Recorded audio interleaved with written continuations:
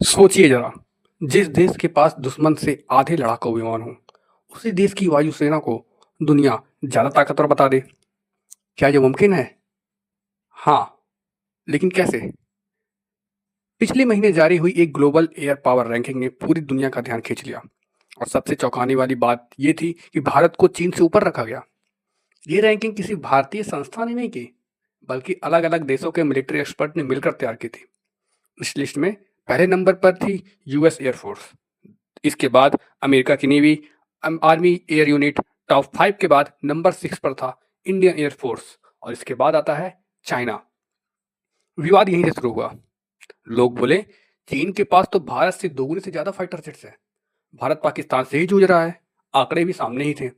भारत करीब 1700 operational fighter aircraft के साथ था और चीन करीब 3700 से भी ज्यादा। फिर भी भारत की फायर पावर रेटिंग ज्यादा, चीन की कम।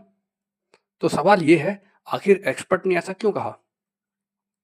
इसका जवाब हमें ले जाता है ताइवान स्ट्रेट में। हाल ही में चीन ने ताइवान को चारों तरफ से घेरकर एक मेगा मिलिट्री ड्रिल शुरू की। ताइवान के मुताबिक 120 प्लस चीनी फाइटर जेट्स उनकी एयर स्पेस पर पहुंचे।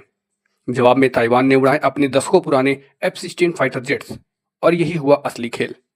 ताइवान के F-16 ने चीन के नए और एडवांस फाइटर जेट्स को लड़ा लॉक कर दिया। मतलब अगर यह असली युद्ध होता तो बस एक बटन और गेम ओवर।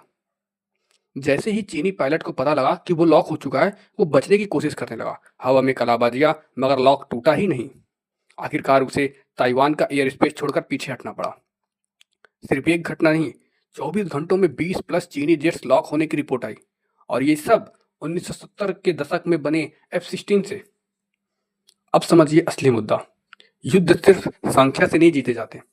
असली ताकत होती है pilot training, technology integration, network centric warfare और रियल वर्ल्ड परफॉर्मेंस। यही वजह है कि कागज पर ताकतवर दिखने वाला चीन जब असल जंग की बारी आई तो उसे अपनी सीमाएं मालूम पड़ गई।